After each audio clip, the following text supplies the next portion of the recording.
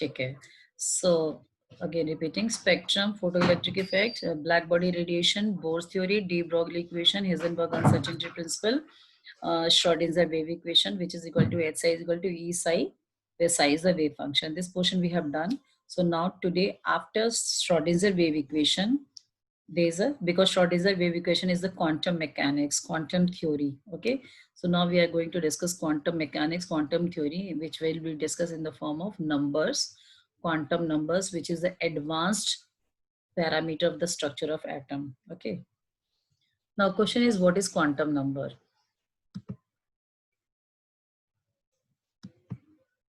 Anybody can say? These, ma'am, I guess these are the numbers which explain the quantum mechanical model of the, or they explain the electrons position and all of that. Correct. So quantum number is yes, anybody? Yes. A theoretical expression for subatomic particles. Yeah. Okay. So quantum number is a set of 4 numbers. It is a set of 4 numbers which explain about, which give all information, which give all information about electrons.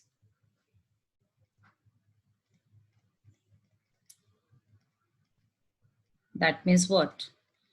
What is the position of electron?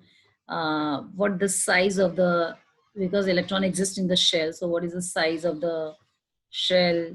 What is the shape, size, position, orientation, spinning, etc. Everything explained by this set of 4 quantum numbers. So this is a number. These are the numbers, 4 numbers, which give all type of information about the electrons. Okay, everything we get the details information by this numbers only. Okay, so what are these 4 numbers? These 4 numbers are, I think that all of you are aware about these 4 numbers also.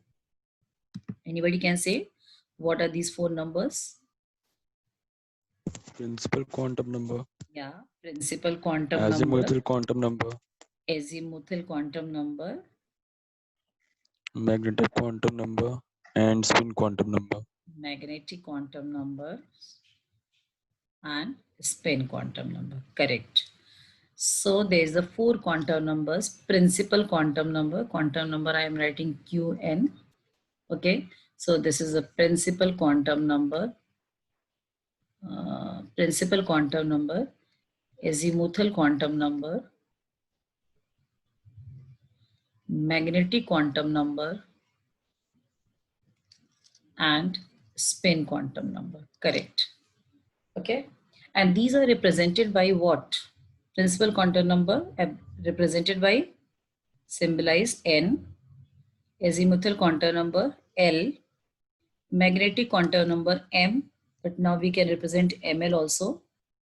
Spin MS. Actually, I use S also. So, okay. Or sometime I use M also, right? Here, magnetic quantum number. So these are the 4 numbers which explain about everything. Okay. So now let me discuss one by one what is the meaning of these 4 numbers and how we give, how we can get all information about the electrons by these numbers. Okay. Let me explain one just like a baatchit wali example. Like that, suppose ki somebody has get 100 in any paper in a board exam, 10th exam, इस class में. Who has scored 100 marks in any one of the subject? I think that's Omkar, no? Who told? Omkar, हाँ, right. In which subject, beta? Mathematics. Yeah. So Omkar, you have scored 100 marks in mathematics and your uncle is suppose living in US. Okay. and he is very happy about your marks. And this time, actually this time is the corona time still. Suppose he is sending some appreciation, token of appreciation in a form of gift. Okay, so suppose if a gift is coming from US to you, your uncle is sending from US to you, so how he can, he has sent his parcel to you, how it will be reach, parcel will be reaching to you? Parcel कैसे पहुंचेगा तुम्हारे पास? क्या तुम्हारे uncle ने वहां से भेज दिया ओमकार ओमकार करके, पूरे ये हर जगह फैलेगा पूरे यूनिवर्स में कि ओमकार कौन है? नहीं मैम, एड्रेस देंगे कोई। क्या एड्रेस तो है, तो एड्रेस से हमारा पहुंचता है, राइट? तो क्या एड्रेस में सबसे पहले क्या देखते हैं? ओमकार का नाम देखेंगे। यूएसए में आना तो ओमकार के नाम से एड्रेस में पहले देखेंगे कि पहले किसको देखेंगे? मैम कंट्री देखेंगे पहले तो। सबसे पहले अगर कोई भी तुम्हारा एड्रेस होता है तो सबसे पहले हम लिखते हैं नेम टू कंट्री, बट हम जब ये ट्रांसपोर्ट होता है by any via, then we see from the bottom to top. Yes, यानी सबसे पहले क्या देखते हैं? वी सी द कंट्री, कि this parcel we go to which country. Country का नाम हो गया इंडिया, तो इंडिया की फ्लाइट में वो तुम्हारा पार्सल आ गया। ठीक है, इंडिया भी बहुत छोटा नहीं है कि इंडिया में ओमकार एक ही, पूरे इंडिया में एक ओमकार उसके पहुंचा दो, या कौन ओमकार है इसको कोई जानता नहीं है इस तरह से। तो इंडिया में पहुंचने के बाद क्या होगा? ओमकार नाम देखेंगे या something, what will see next? State. State देखेंगे, किस स्टेट में जाना है? पंजाब, हरियाणा, दिल्ली, राजस्थान, गया। तो यहाँ पे चलो स्टेट और टेरिटोरी जो भी कह सकते हो, तो यहाँ पे हम स्टेट देखेंगे। तो जितने भी इंडिया में आता है उसके बाद से वो फ्लाइट के अकॉर्डिंग स्टेट, पर्टिकुलर स्टेट के लिए वो होता है, ट्रांसफर हो जाता है, ट्रांसपोर्ट हो जाता है। ठीक है, Delhi will see. Okay, then after what we see, Delhi भी कोई छोटा जगह नहीं है कि दिल्ली में। इसके बाद हम क्या देखते हैं? वहां बोलो, सिटी। लोकेशन देखते हैं ना, कि द्वारका में जाना है या पंजाबी बाग जाना है या क्या जाना है।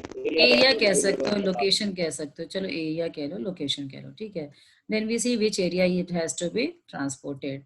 चलो सपोज तुम you are living in Dwarka, Dwarka में सारे आ गए, द्वारका के पोस्टल एड्रेस पे आ गए। फिर द्वारका के बाद फिर तुम्हारा क्या देखते हैं? एड्रेस, लास्ट है फ्लैट देखते हैं, society, apartment, whatever. Suppose what is your apartment बेटा? मैम माय एड्रेस है F6 क्या है? Ma'am F block 653। हाँ, नहीं सिर्फ अपार्टमेंट का नाम बताओ। हम नो अपार्टमेंट। अच्छा, मान लो जो भी अपार्टमेंट है, नोवा अपार्टमेंट है, सेक्टर 10 में है। ठीक है, ऐसे मैंने लिख दिया। एंड जैसे ही अपार्टमेंट में पहुंचा, सेक्टर 10 नोवा अपार्टमेंट पहुंचा, उसमें फ्लैट नंबर 20 जो भी है व्हाटएवर, तो यहाँ पे इवन फ्लैट में पहुंच गया ना, फ्लैट नंबर में, तो वो ओमकार को मिल जाना है। ठीक है, तो यानी यहाँ पे हमारा एक पार्सल पहुंचाने के लिए, एक लेटर पहुंचाने के लिए, we have to know so many things, इतने इंफॉर्मेशन हमें गैदर करना पड़ता है। ठीक है, तो वैसे इलेक्ट्रॉन्स के लिए भी हमें सारी इंफॉर्मेशन गैदर करना पड़ता है। सबसे पहले हमें इलेक्ट्रॉन्स में देखना क्या होता है कि वो किस शेल में प्रेजेंट है। सबसे बिगेस्ट चीज हम देखते हैं, जैसे country is the biggest thing. ठीक है, तो सबसे पहले हम वहां पे भी इलेक्ट्रॉन्स के लिए भी हम क्या करते हैं? Countries just like a shell, shell सबसे पहले देखते हैं। इसके बाद हम देखते हैं कि शेल में भी वो किस सेकेंड लोअर में है शेल। जैसे कंट्री में जाता है, फिर कंट्री कई पार्ट में डिवाइड होता है, कंट्री कितने में डिवाइड होता है? कंट्री स्टेट्स में डिवाइड होता है। तो यहाँ भी शेल में इलेक्ट्रॉन प्रेजेंट है, सबसे पहले देखते हैं। फिर शेल में देखते हैं किस शेल फर्दर जो डिवाइड होता है वो क्या कहलाता है? That is called subshell. फिर हम इस इलेक्ट्रॉन को देखते हैं किस सब शेल में प्रेजेंट है। फिर सब शेल फर्दर डिवाइड होता है, that is called orbit, orbital sorry. तो किस ऑर्बिटल, किस सब शेल में प्रेजेंट है, किस ऑर्बिटल में प्रेजेंट है। एंड देन ऑर्बिटल में जब जाते हैं तो हम इसका डायरेक्शन देखते हैं कि किस डायरेक्शन में ये स्पिन कर रहा है, जाना किसको है, एक्चुअली फाइनल डायरेक्शन क्या है, दैट इज कॉल्ड डायरेक्शन कह सकते हैं, ओरिएंटेशन कह सकते हैं, ओरिएंटेशन कह सकते हैं और डायरेक्शन कह सकते हैं। ठीक है, तो इलेक्ट्रॉन के लिए भी हमें इतनी सारी इंफॉर्मेशन चाहिए कि it is present in which shell, it is present in that shell, it is present in which subshell, in that subshell it is present in which orbital, in that orbital what its spinning, what its direction, कैसे spin करके वहां पे finally पहुंच जाएगा। ठीक है, So like this, we have to know all these information from quantum numbers. Okay, so now we'll start the quantum numbers. Again, I'm going to the quantum numbers. Okay, now one by one, we'll discuss about quantum numbers. First quantum number is what? Principal quantum number. Okay, principal quantum number.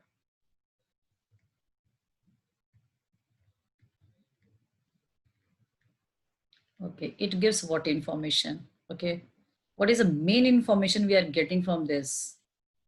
Tell me. Ma'am, it tells the shell. It tells the number of the shell in which the electron is present. Very good. First, it tells about the number of shells.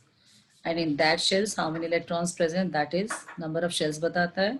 Also tells about the number of electrons in that shell by using which formula? 2n square. ठीक है? और it tells about the energy of shells, which we have discussed. जो हमने Bohr's theory किया था, principal quantum number is nothing but the Bohr's theory. Whatever the Bohr's theory, that is called principal quantum number. तो जो आपने Bohr's की theory किया है, सब कुछ आप बताते जाओ, that is called principal quantum number. Bohr's theory explain what? Number of shells. It tells about the shells. In that shell, how many electrons can accommodate by 2n square formula. Also tell about the energy of shells. Energy of shells indicated by what? That is the same formula which we have discussed. En is equal to what? Minus 2.18 into 10 to the power minus 18 upon n square z square per atom, joules per atom. Okay. Also, this also tells about the Bohr radius, okay, which we have discussed. The radius of the shell.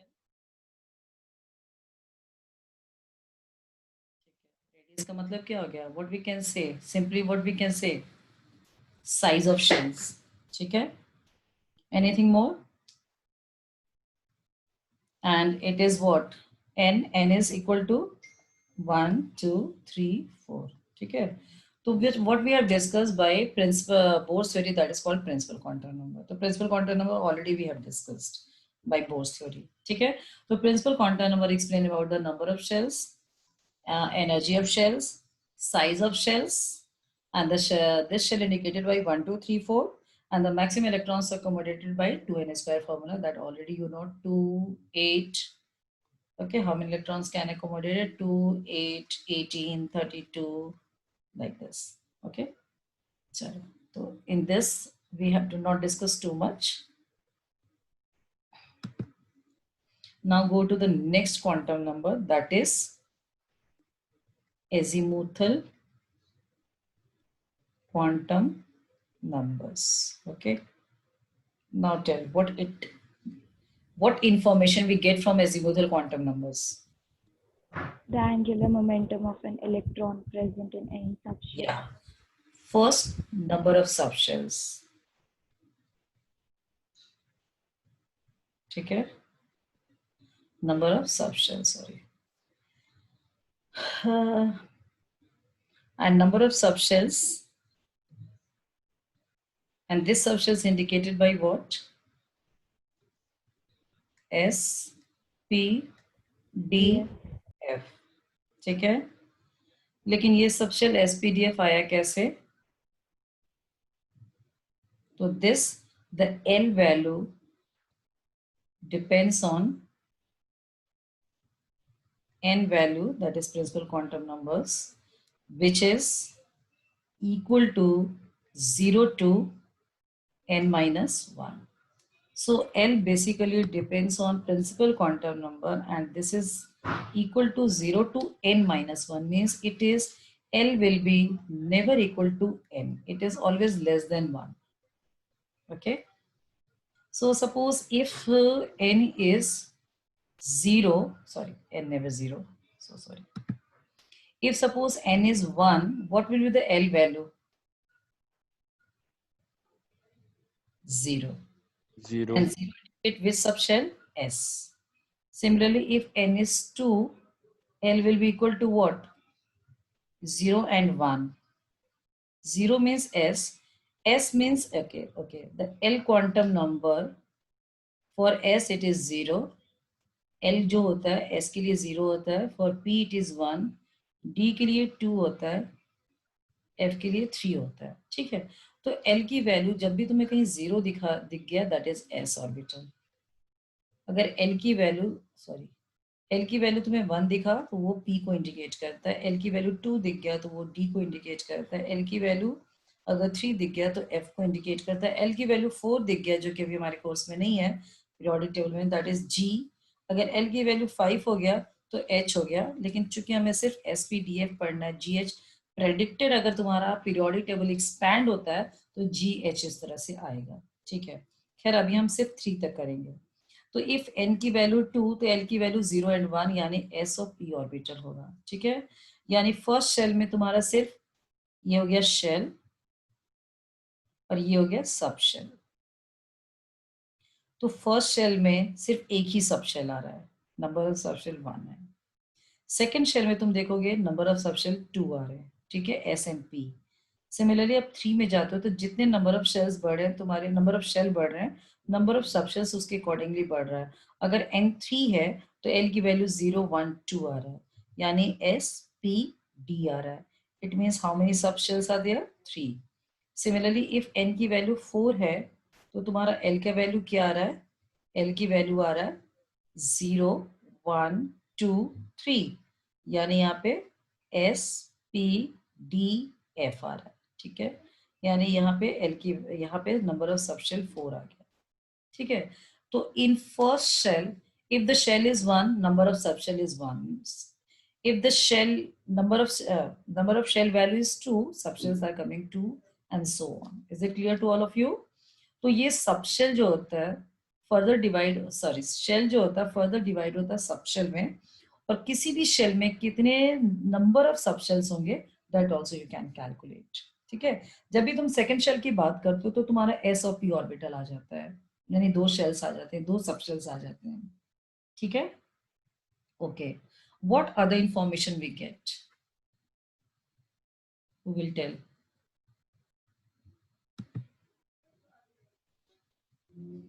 और क्या information हमें मिलता है बच्चे? मतलब जब electron एक subshell में होता है तब वो क्या एनर्जी पोजेस करता है? या तो हम इसको कह सकते हैं एनर्जी ऑफ सबशेल कह सकते हैं, ठीक है, बट थोड़ा सा इसमें है कि उसके लिए कोई फॉर्मूला नहीं है, और हम Hits इसमें of और क्या, हाँ बोलो, यस बेटा। hits of various shells or number of subshells present in the main shell. It also tells about the shapes of subshells.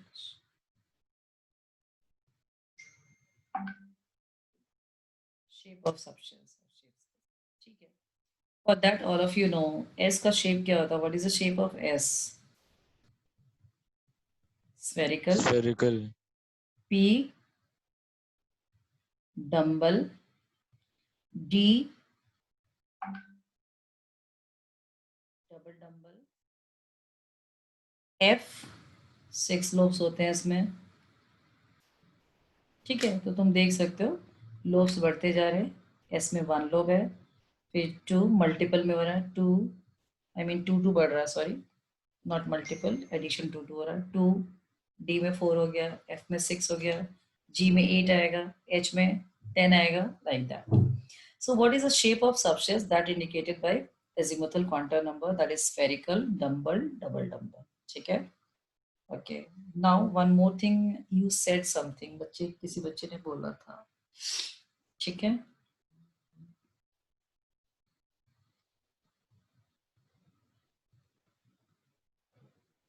एक minute, Ma'am, I wanted to ask something. Ma'am, in the M subshell, these shapes ये ma'am collide नहीं करते अगर ये ऐसे या तो axis पे होते होंगे? तो तुम्हारे मन में ये आया ना, जो ये क्वेश्चन आया ना तुम्हारे मन में, हाँ मैम इसका वो ना मतलब है collide कि करें तो वी आर मैम नॉट इसका गेटिंग द, रिपल्शन होगी, रिपल्शन होंगे ना, अगर इलेक्ट्रॉन इनमें होंगे तो रिपल्शन तो होगी इनमें। तो जैसे ये सारे क्वेश्चन जो तुम बोल रहे हो वही तो तुम्हारा आंसर हो गया बच्चे। जैसे तुमने बोला कि शेप ये कोलाइड तो नहीं करेंगे मैम, इसका मतलब क्वेश्चन ये है कि अभी हमारा पूरा इंफॉर्मेशन नहीं मिला हमें, क्योंकि तुम्हें लग रहा है कोलाइड कर जाएंगे, ठीक है, पहला क्वेश्चन हो गया। इसका मतलब हमें अभी और इंफॉर्मेशन चाहिए, कि ये हम शेल की शेप तो बता रहे हैं, सब शेल की शेप तो बता रहे हैं, बट अभी हमने इसकी ओरिएंटेशन नहीं डिस्कस करी। तुम्हारे इसी क्वेश्चन से ये हो गया कि ये कंप्लीट इंफॉर्मेशन नहीं हमें। सेकेंड तुमने कहा कि मैम इलेक्ट्रॉन में क्या होता है, रिपल्शन होता है, तो ये तुम्हारा आंसर हो गया। हर जगह जब भी हम इलेक्ट्रॉन्स की बात करते हैं तो कहते हैं electronic repulsion, inter electronic repulsion. अगर दो इलेक्ट्रॉन्स पास में होंगे तो उनके बीच में रिपल्शन तो होता ही होता है, और उसी रिपल्शन की वजह से तो कितने सारे क्वेश्चंस हमारे राइज हो जाते हैं कि रिपल्शन से क्या क्या हो जाता है, शेप चेंज हो जाता है, वो चेंज होता है, ऐसे होता है। हर चीज हम जो पढ़ते हैं इलेक्ट्रॉनिक रिपल्शन की वजह से। तो जो तुम्हारे क्वेश्चंस हैं वही तुम्हारे आंसर्स भी हैं, ठीक है। यही तो होता है, क्वेश्चन ही तो आंसर होता है बच्चे। अब जो तुम कहे हो उसको हम आगे स्टडी करते हैं, जैसे तुम्हारे जो डाउट है उसी को हम आगे स्टडी करते हैं। कि नाउ थर्ड क्वांटम नंबर पे पहुंचते हैं, ठीक है। थर्ड क्वांटम नंबर तुम्हारा क्या है बेटा, what is the third?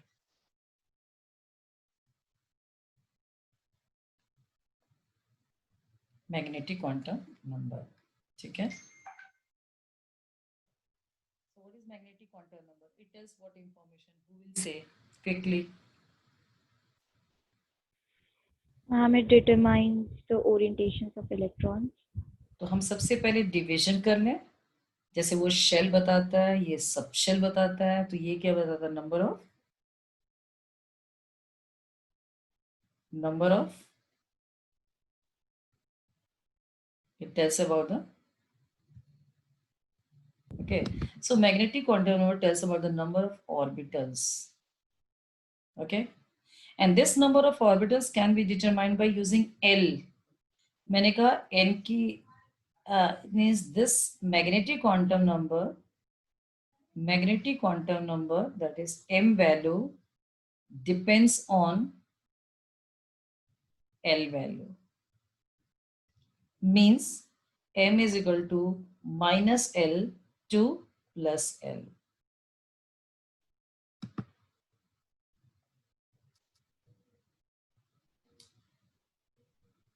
Okay, so what is the meaning of this? We can go into the next page so that we can elaborate. So m value depends on L value. Okay, so all are related to each other. L किस पे depend करता है, n पे। Okay उल्टा चलते हैं, m किस पे डिपेंड कर रहा है, l पे डिपेंड कर रहा है। l किस पे डिपेंड कर रहा है, n पे डिपेंड कर रहा है। n की वैल्यू तो 1 2 3 से स्टार्ट होता है। l की वैल्यू क्या होता है, ये 0 to n minus 1 होता है। ये क्या होता है, minus L two plus L होता है, ठीक है।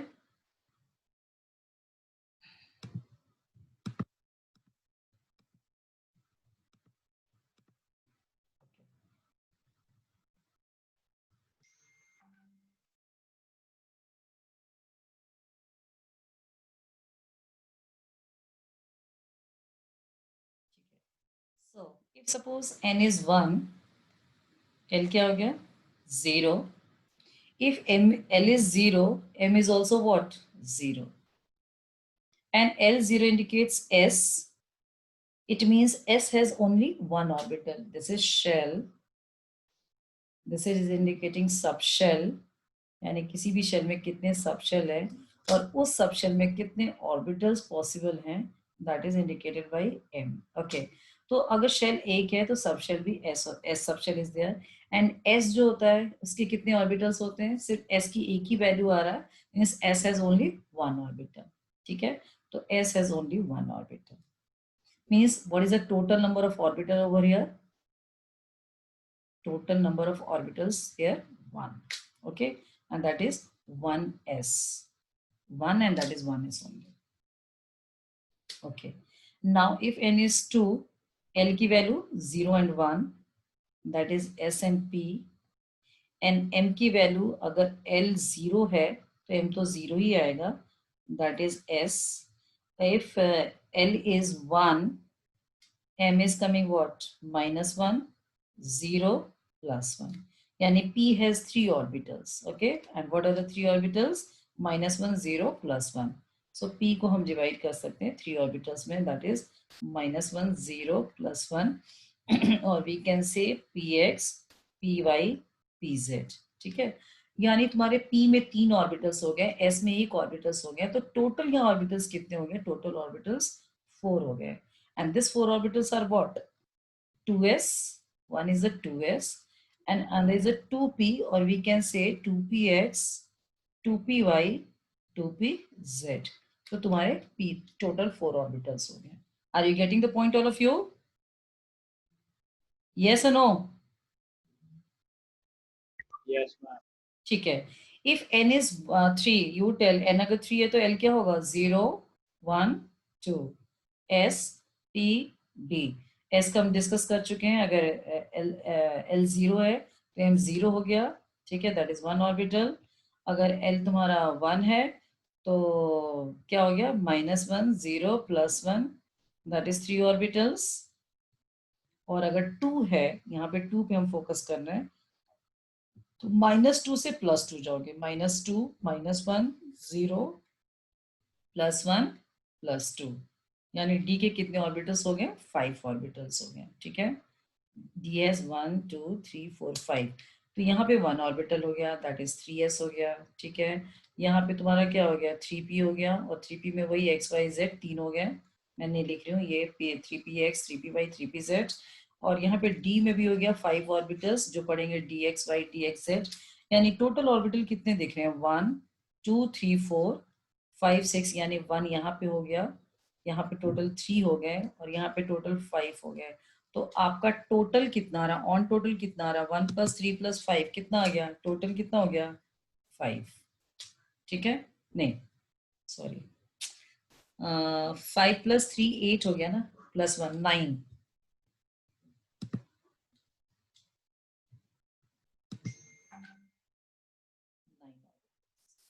ठीक है, तो फर्स्ट शेल में तुम्हारा 1 ऑर्बिटल आ रहा है, सेकेंड शेल में तुम्हारे 4 ऑर्बिटल्स आ रहे हैं. ठीक है, थर्ड में कितने आ रहे हैं? 9 ऑर्बिटल्स आ रहे हैं.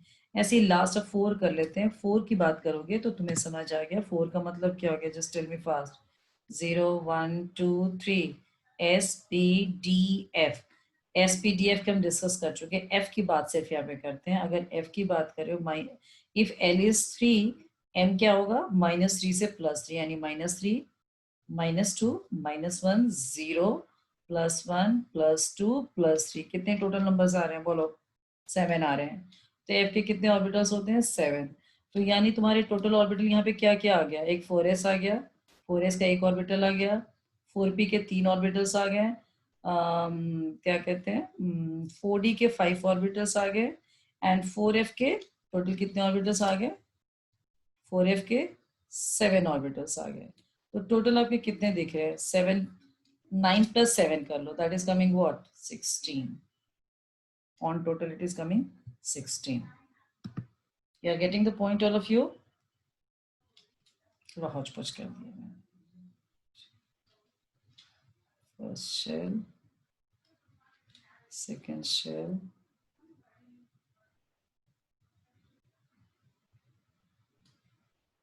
third shell. ये क्या क्या? 0 1 2. ठीक है. Is it clear to all of you?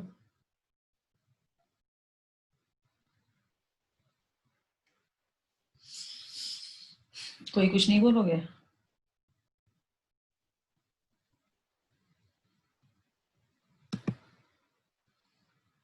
Nobody is saying anything.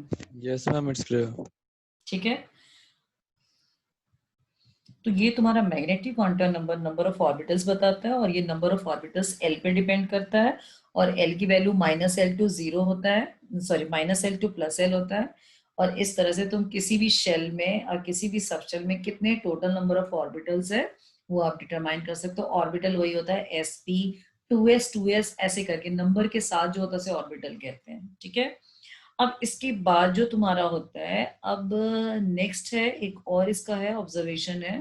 Okay, magnetic quantum number का एक जो सबसे इंपॉर्टेंट इंफॉर्मेशन है ऑर्बिटल्स, नंबर ऑफ ऑर्बिटल्स के साथ साथ इट टेल्स अबाउट द, जो अभी बताया था किसी ने, किसने बोला था? It tells about the what?